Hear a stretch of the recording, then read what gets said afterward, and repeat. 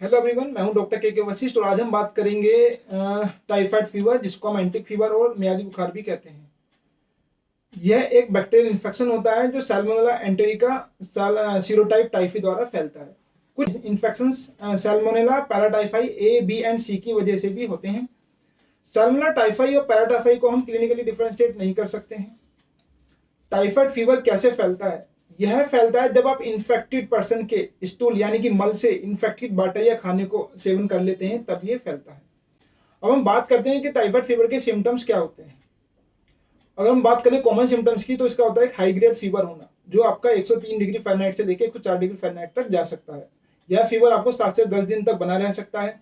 Fever study incidence in onset होता है। साथ में आपको डिफ्यूज एब्डोमिनल पेन हो सकता है, टेंडरनेस हो सकती है, आपको कॉन्स्टिपेशन की प्रॉब्लम भी हो सकती है। कॉन्स्टिपेशन क्यों आपका टाइफाइड फीवर में हो जाता है? आपका पेयर्स पेचिज नाम के लिम्फ नोड्स होते हैं, जो लिम्फोइड फॉलिकल्स होते हैं आपके स्मॉल इंटेस्टाइन की म्यूकस मेम्ब्रेन पर, उसमें स्वेलिंग आ जाती है जो रास्ते को ब्लॉक कर लेते हैं, जिसकी वजह से आपको कॉन्स्टिपेशन हो जाता है। टाइफाइड फीवर में मरीज के शरीर पर लाल रंग के चकत्ते भी पड़ सकते हैं, जिनको हम रोज स्पॉट्स कहते हैं। यह 1 से 4 सेंटीमीटर चौड़े होते हैं, जो 2 से 5 दिन में आपके रिजॉल्व हो जाते हैं। यह क्यों बनते हैं? रोज स्पॉट्स किस वजह से बनते हैं? ये बनते हैं आपके जो बैक्टीरियल एम्बोलाई की वजह से आपके बनते हैं। अगर आप समय पर इलाज नहीं लेते हो तो आपके सिम्टम्स सीवियर हो सकते हैं, साथ में आपको कुछ कॉम्प्लिकेशंस भी हो सकती हैं, जैसे कि पेट में भारीपन आना, स्प्लीन या तिल्ली का बढ़ जाना, हार्ट रेट का स्लो हो जाना, वेट लॉस होना, सांस लेने में परेशानी होना, लूज मोशन भी हो सकते हैं जो ग्रीन और येलो कलर के होते हैं, जिनको हम पी सूप डायरिया भी कहते हैं। कॉम्प्लिकेशन में आपको न्यूरोलॉजिकल सिम्टम्स आ सकते हैं, जैसे कि आपका एपैथी होना, कंफ्यूजन होना, साइकोसिस आदि भी आपको हो सकती है। आंतों में छेद हो सकता है, जिसको हम इंटेस्टाइनल परफोरेशन कहते हैं। आपको पेरिटोनाइटिस हो सकता है। पेरिटोनाइटिस एक लेयर होती है, इसमें इन्फ्लेमेशन आ सकती है, जो कि एक सीवियर कंडीशन होती है। मायोकार्डिटिस हो सकती है आपको, यानी कि आपके हार्ट के ऊपर सूजन आ सकती है, वो भी एक सीवियर कॉम्प्लिकेशन होती है आपका टाइफाइड फीवर की। और कभी कभी पेशेंट की अगर इलाज सही से ना मिल पाए, कॉम्प्लिकेशंस को सही से ट्रीटमेंट नहीं दिया जाए, तो आपकी डेथ भी की भी पॉसिबिलिटी होती है। कभी कभी पेशेंट आपके एटिपिकल मैनिफेस्टेशन लेकर आपके पास आता है, जैसे कि हेडेक, आपको एक्यूट लोबर निमोनिया हो सकता है, आपको अर्सेल्जिया हो सकता है, आपको यूरिनरी सिम्टम्स भी कई बार पेशेंट को होते हैं, पीडिया लेके आदि भी पेशेंट आपके पास आ सकता है।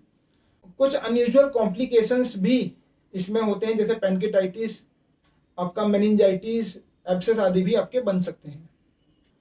अब हम बात करते हैं कैसे आप टाइफाइड फीवर को इन्वेस्टिगेट कर सकते हैं। आप कल्चर करा सकते हो, जो सबसे मतलब कि इसकी स्पेसिफिसिटी और सेंसिटिविटी ज़्यादा होती है, यानी कि कल्चर आप करा सकते हो। कल्चर आपके लिए, कल्चर के सैंपल्स आप कहाँ कहाँ से ले सकते हो? आप बोन मैरो एस्पिरेट ले सकते हो, ब्लड कल्चर ले सकते हो, स्टूल कल्चर ले सकते हो। अगर हम बात करते हैं स्टूल कल्चर की, तो स्टूल कल्चर लंबे समय तक पॉजिटिव आ सकता है, क्योंकि बैक्टीरिया गॉल ब्लैडर से इंटेस्टाइन में से होकर स्टूल में आता रहता है। बात करते हैं ब्लड कल्चर की, तो ब्लड कल्चर के लिए आपको मल्टीपल सैंपल लेने होते हैं, जिसमें आपको कम से कम 10 से 30 ml ब्लड का सैंपल लेना होता है।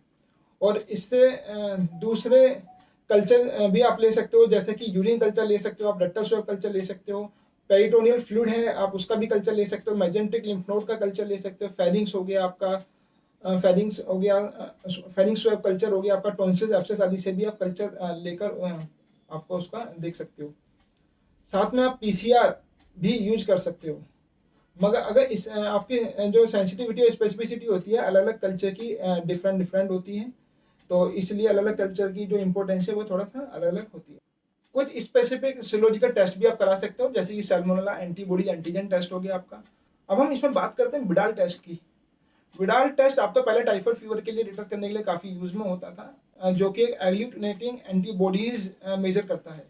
यह एग्लूटिनेटिंग एंटीबॉडीज HND एंटीजन के खिलाफ होती है। क्योंकि विडाल टेस्ट की स्पेसिफिसिटी एंड सेंसिटिविटी बहुत कम होती है, इसलिए इसका इस्तेमाल आज के समय में कम होता है, ना के बराबर ही होता है आपका। अदर टेस्ट जो आप टाइफाइड बैक्टीरिया को डिटेक्ट करने के लिए यूज कर सकते हो, आपका एलाइजा है, जिसमें आप IgM IgG एंटीबॉडीज हैं, आप उनको डिटेक्ट कर सकते हो। इनडायरेक्ट हीम एग्लूटिनेशन कर सकते हो। Indirect fluorescent BI antibodies test भी आप करा सकते हो। अदर ब्लड टेस्ट जैसे कि CBC, ESR, CRP, आपका कोगुलेशन प्रोफाइल, LFT, कैफटी और अल्ट्रासाउंड आदि भी आप इसमें आपको इन्वेस्टिगेशन में करा सकते हो। बात करते हैं ट्रीटमेंट की और मैनेजमेंट की। अगर पेशेंट सिम्टोमेटिक है और टाइफाइड एंडेमिक एरिया से आया है तो तुरंत ट्रीटमेंट स्टार्ट करना होता है, नहीं तो पेशेंट को कॉम्प्लिकेशंस हो सकती है। तो कॉम्प्लिकेशंस को रोकने के लिए आपको ट्रीटमेंट तुरंत स्टार्ट करना होता है। ट्रीटमेंट में आपको एंटीबायोटिक्स आदि मेडिसिन देना होती है, हाइड्रेशन मेंटेन करना होता है, हेल्थी और सॉफ्ट डाइजेस्टिबल डाइट आपको लेनी होती है। फीसेस और यूरिन जो होते हैं पेशेंट को सेफली डिस्पोज करना होता है, क्योंकि वो सोर्स होते हैं और दूसरे लोगों को भी उनसे टाइफाइड या का इन्फेक्शन हो सकता है। बेड रेस्ट लेना होता है आपको। कभी कभी आपको सर्जरी की भी जरूरत पड़ सकती है। किन कंडीशन में आपको सर्जरी की जरूरत पड़ सकती है? जब टाइफाइड फीवर की एक कॉम्प्लिकेशन होती है इंटेस्टाइनल परफोरेशन, यानी कि आंतों में छेद का हो जाना, तो ये एक बहुत सीवियर कॉम्प्लिकेशन होती है। उस केस में आपको सर्जरी की जरूरत पड़ सकती है। कई बार आपकी एंटीबायोटिक्स ट्रीटमेंट पूरी तरह टाइफाइड बैक्टीरिया को इरेडिकेट नहीं कर पाता है, क्योंकि गॉल ब्लैडर से वो कंटिन्यू सेट होता रहता है, तो कई बार आपको गॉल ब्लैडर रिमूवल भी करना पड़ता है अगर आपको बार बार टाइफाइड फीवर हो रहा है। तो ये थी जानकारी, थोड़ी सी जानकारी आपको टाइफाइड फीवर के बारे में। अगर और भी आप जानकारी जानना चाहते हो या आपको कोई डाउट है तो आप कमेंट बॉक्स में लिख सकते हो, और हम आपको जितना भी होगा पॉसिबल सही और जानकारी आपको देंगे। धन्यवाद।